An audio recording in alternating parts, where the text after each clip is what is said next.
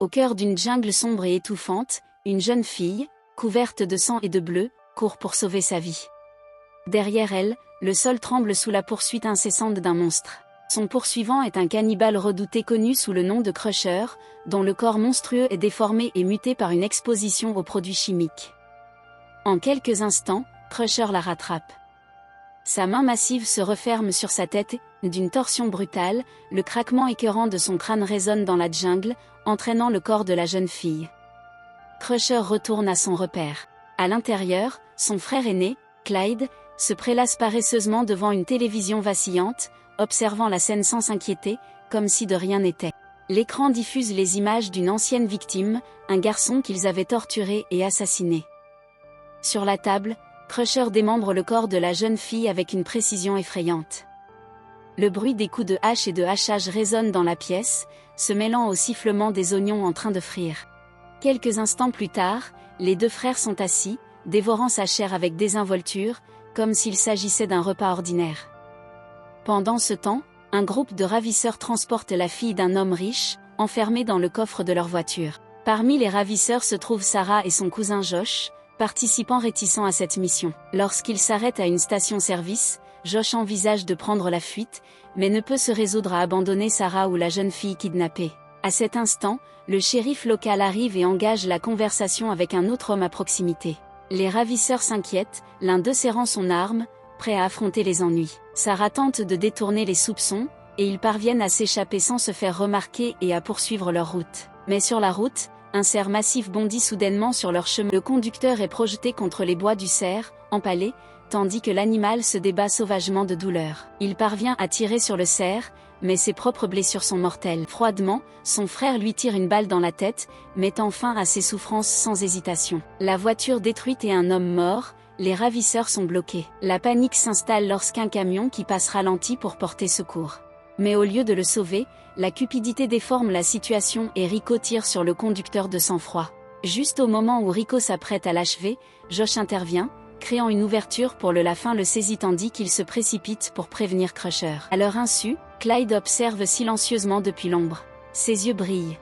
Toujours furieux de l'évasion de sa précédente victime, Crusher a maintenant une nouvelle proie en ligne de mire. Pendant ce temps, le chauffeur du camion succombe à ses blessures et meurt au bord de la route. Un vieil homme tombe plus tard sur le cadavre et appelle immédiatement le shérif. Sachant que les ravisseurs sont toujours en fuite, le shérif appelle rapidement des renforts, mais son instinct le pousse à enquêter sur la voiture et abandonne la jeune fille kidnappée, la laissant comme une offrande à Crusher. D'un seul coup, Crusher assomme la jeune fille et la prépare à un sort pire que la mort. Pendant ce temps, Josh s'occupe de la jeune fille kidnappée tandis que Rico perd patience et pointe son arme sur Josh, mais soudain, Clyde lui tire dessus. Rico s'effondre et le groupe sombre dans un silence de choc. Réfléchissant vite, Sarah invente un mensonge désespéré, prétendant que Rico les kidnappait et supplie Clyde de les sauver, mais Clyde reste froid et insensible à sa supplication. Quand Josh tente de défendre la pauvre fille, il est réduit au silence par un coup violent. « Tu ne vas pas vouloir de ça, mon garçon ».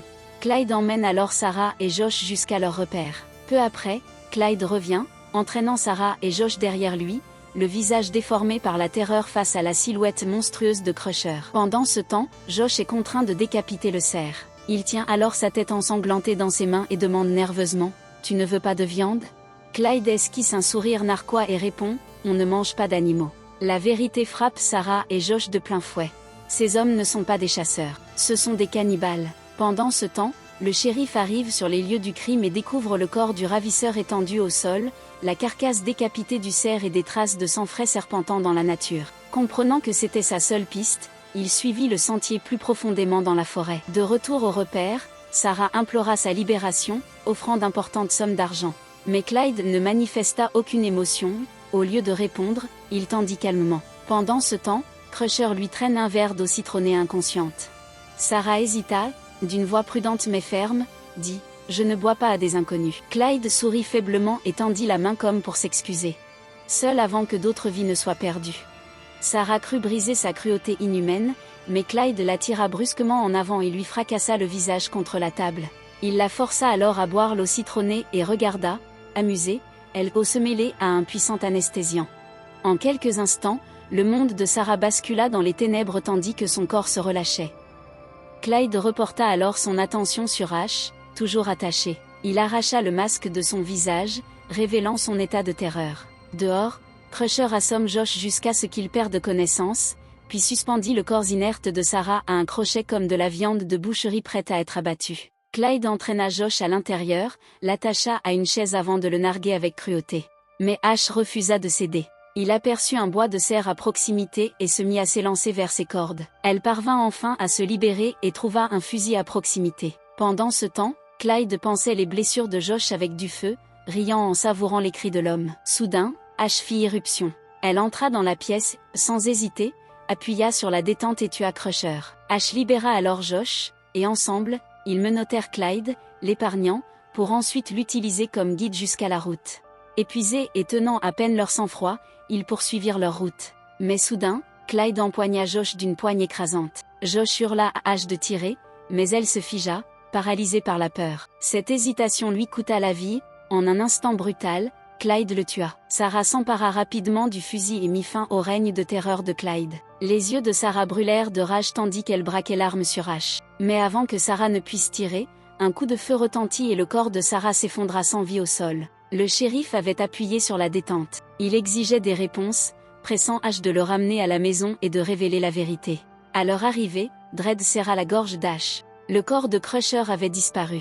Elle tenta de fuir, mais le shérif la rattrapa et la menotta à une chaise. Puis, de l'ombre, Crusher apparut. Dès un geste monstrueux, il l'attrapa et commença à le déchiqueter. Intérieurement, Ash se débattait avec acharnement contre ses liens, jusqu'à ce qu'elle se libère. Elle s'empara d'un grand couteau au moment même où Clyde faisait irruption avec une arme. Poussant un cri désespéré, elle se jeta sur lui enfonçant la lame dans le front. Juste à ce moment, Crusher fit irruption. Ash tira ses dernières balles pour le ralentir avant de s'engouffrer dans la forêt. Crusher le poursuivit sans relâche jusqu'à ce que Ash atteigne la route principale et aperçoive les gyrophares de la police. Elle se retourna et croisa le regard de Crusher une dernière fois. Le visage de Crusher se tordit de rage, mais au lieu de charger, il se retourna et se glissa dans l'ombre. Plus tard dans la nuit, la police envahit le repère tandis que, depuis la forêt, Crusher observait en silence, les yeux brillants de vengeance. Son frère était mort, mais sa soif de sang était intacte.